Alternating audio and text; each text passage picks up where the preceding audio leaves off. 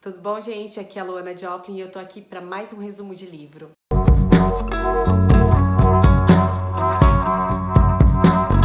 O livro é esse aqui, Homo Deus, do autor historiador Yuval Noah Harari. A ideia central do livro é ele fala sobre a transformação da natureza no século XXI, né?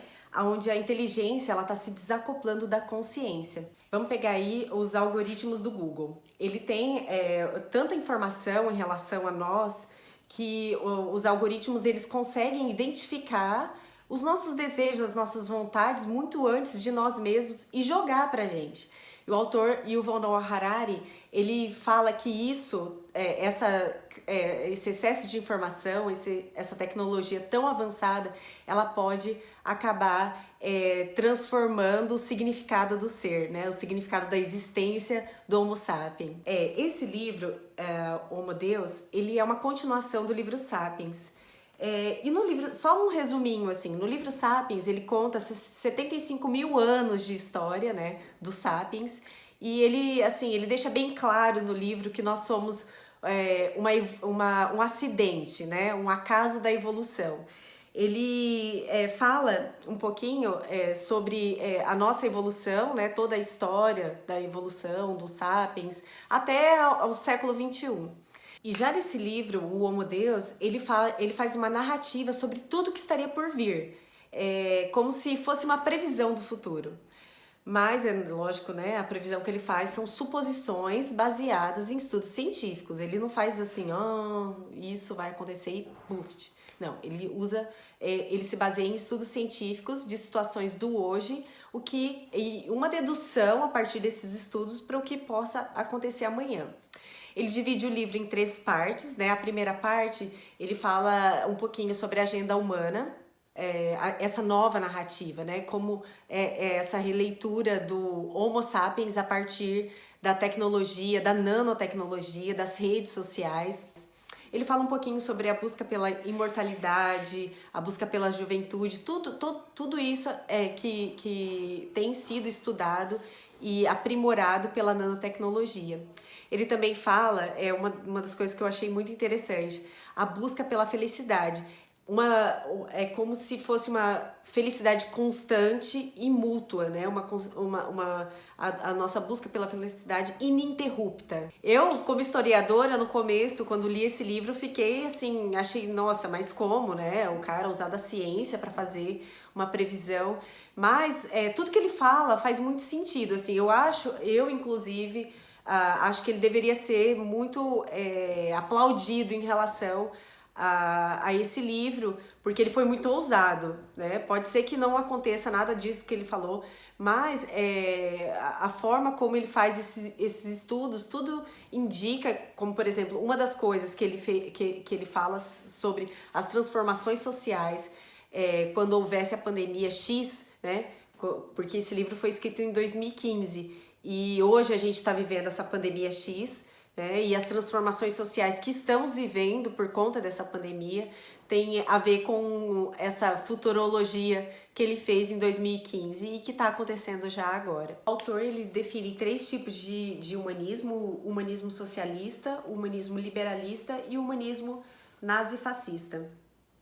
O humanismo socialista ele é inspirado no humanismo marxista, né, que dividiu a sociedade, o que, vamos dizer assim, separou, né, e que vai ser uma das coisas que vai estar em alta lá no período da Guerra Fria. E do humanismo nazifascista, que é assim até sinistro, até estranho falar, né, humanismo nazifascista, mas ele fala, ele vai falar sobre esse humanismo nazifascista, né, como acontecendo lá na morte de Deus no século XVIII, quando o capitalismo ele se separa da igreja. Então, assim, o livre comércio ele acontece independente da igreja, e ele fala que também apesar de o capitalismo promover esse humanismo nazifascista, ele também foi derrotado pelo capitalismo lá em 1945, né, na Segunda Guerra Mundial.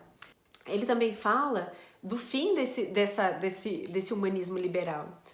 Por quê? Ele fala que existe um paradoxo. O humanismo ele se baseia na interiorização do indivíduo, né? Na liberdade, na privacidade, e hoje é totalmente o oposto do que a gente está vivendo, né? A gente não tem privacidade porque o Google ele sabe tudo de nós, né? O microfoninho do Google escuta até tudo que a gente fala. Assim, não existe mais essa privacidade, até porque a gente não quer. Tudo a gente tira foto e posta na internet, grava e posta na internet. Então ele fala assim que não, isso já vai de encontro, vai contra, né, esse humanismo liberal. E o autor, ele reduz a gente, ele reduz a gente a subsistema. Ele fala que não existe, que nós não somos indivíduos, que é o fim da existência, né, desse indivíduo. Por quê?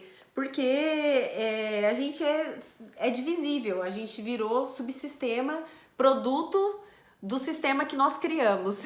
Quando ele fala que nós somos subsistemas, ele também afirma, né, que a gente pode ser gestado e governado por estímulos bioquímicos, né? Que a gente pode criar remédios e sistemas, substâncias químicas que pode trazer, que pode nos controlar, que pode trazer a nossa felicidade, que pode dar essa felicidade constante e ininterrupta que a gente tanto deseja, né? E ele até mostra formas de como isso pode acontecer.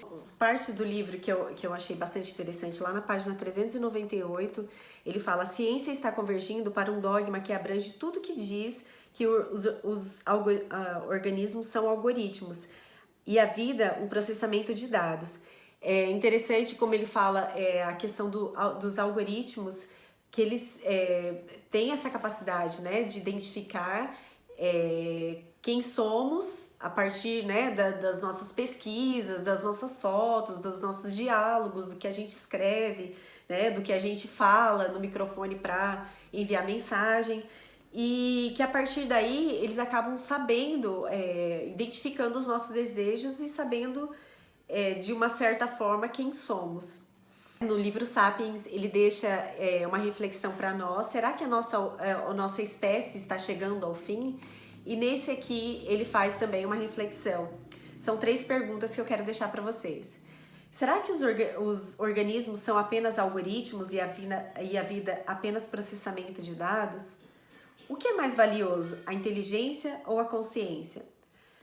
E a última pergunta: o que vai acontecer à sociedade, aos políticos e à vida cotidiana quando os algoritmos não conscientes, mas altamente inteligentes, nos conhecerem melhor do que nós mesmos? É isso aí, gente. Então curte, compartilha se vocês tiverem vontade e comente se tiver alguma pergunta.